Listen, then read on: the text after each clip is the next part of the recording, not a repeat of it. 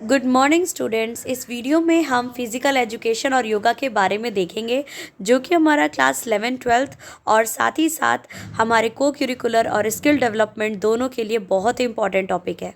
सबसे पहले हम देखते हैं कि फ़िज़िकल एजुकेशन का क्या मतलब होता है।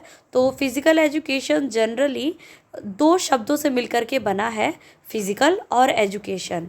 तो फिज़िकल का मतलब होता है रिलेटेड टू बॉडी, यानी हमारी बॉडी से रिलेटेड, हमारे जैसे शारीरिक, इसको बोलते हैं शारीरिक शिक्षा, तो हमारे शरीर से रिलेटेड चीज़ों के बारे में। एंड एजुकेशन का मतलब होता है कि किसी भी चीज़ के बारे में आपको एक सिस्टमेटिक इंस्ट्रक्शन या फिर ट्रेनिंग देना, ठीक है, किसी भी काम के लिए। तो अगर जब हम वो अपने बॉडी के बारे में यानी कि किसी के शरीर के बारे में बता रहे हैं तो उसको हम शारीरिक शिक्षा या फिज़िकल एजुकेशन कहते हैं।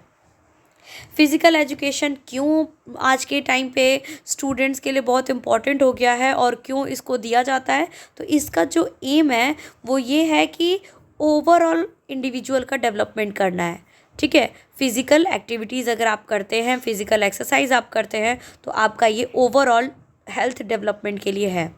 तो इसका सबसे पहला एम आता है कि किसी भी इंडिविजुअल का, किसी भी पर्सन का ओवरऑल डेवलपमेंट। साथ ही साथ इसका ये एक मकसद और है कि ये देश के लिए एक सही सिटीज़न का निर्माण करने में सहयोग करता है, ठीक है। अब अगर ऑब्जेक्टिव्स की बात किया जाए तो देखिए, फिज़िकल एजुकेशन के ऑब्जेक्टिव्स और एम बहुत सारे हैं।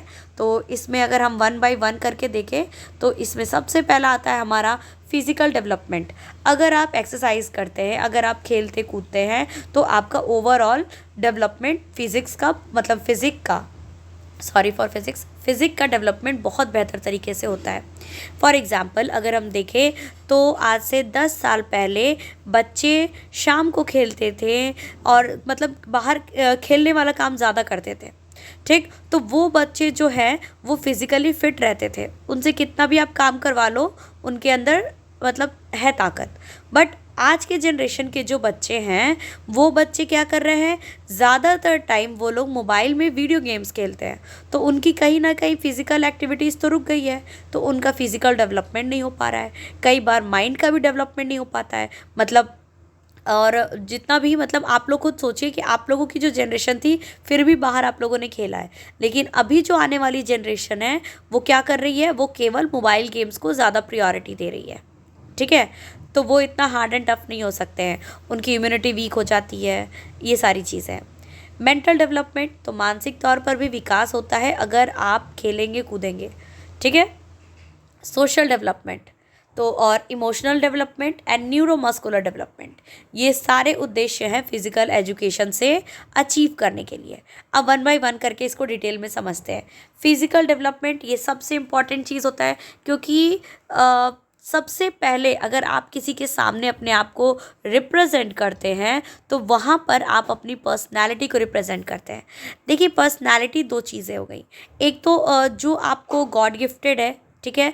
दूसरी चीज़ क्या होती है, हम खुद को भी बेहतर बना सकते हैं पॉजिटिव एटीट्यूड के साथ और अपने हेल्थ को ध्यान में देते हुए। तो हमारा फिज़िकल डेवलपमेंट में आपका, अगर आप खेलते हैं, आप एक्सरसाइज करते हैं, तो आपका ओवरऑल ऑर्गन सिस्टम जितने भी हैं हमारे शरीर में, ये सब सुचारू रूप से काम करते हैं, सही तरीके से काम करते हैं।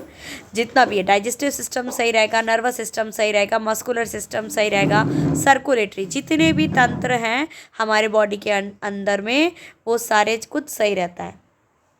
साथ ही साथ अगर हम देखें तो मेंटल डेवलपमेंट में क्या होता है, तो आपका जो माइंड है ना वो बिल्कुल अलर्ट रहता है, आपका जो कंसंट्रेशन का लेवल होता है वो बहुत ही ज़्यादा डीप हो जाता है।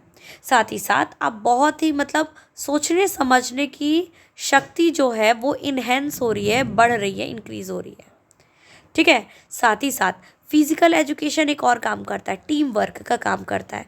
तो टीम वर्क में क्या होता है कि आपको और हर सिचुएशन के लिए तैयार रखता है। जैसे आपको आपके कोच ने कुछ सिखा दिया, गेम ऐसे खेलना है, लेकिन जब खेल रहे होगे तो उस समय बॉल कैसे आएगी वैसे ही आप मारोगे, ठीक है।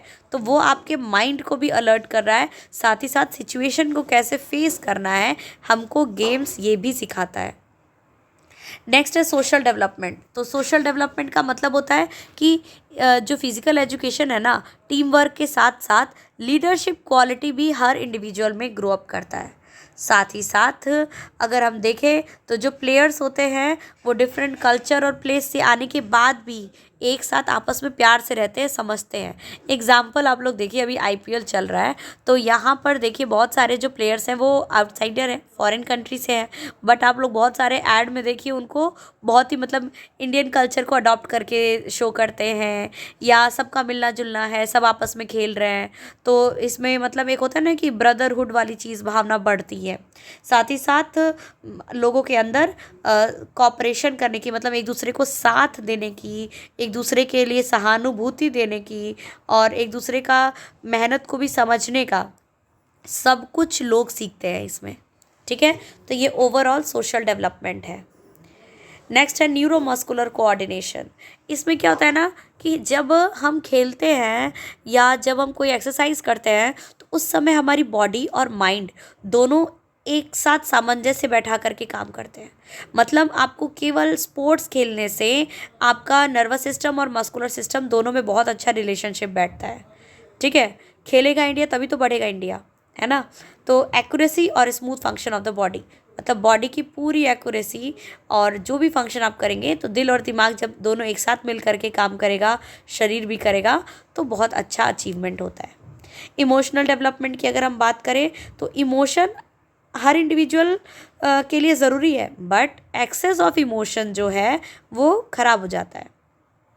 तो जो स्पोर्ट्स है ना, स्पोर्ट्स के वजह से आपका इमोशनल डेवलपमेंट भी नॉर्मल रहता है।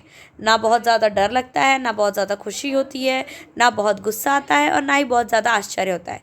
क्योंकि जो लोग खेलते हैं वो हार और जीत, इन सब चीज़ को मतलब दोनों चीज़ को एक्सेप्ट करना आना चाहिए। ठीक है, तो ये स्पोर्ट्स में बहुत ज़रूरी है। नेक्स्ट है हमारा कि फिज़िकल एजुकेशन से आप मतलब कंट्रोल कर सकते हो इमोशंस को भी अपना। ठीक है, so hope you like this video, please like share and subscribe. Thank you.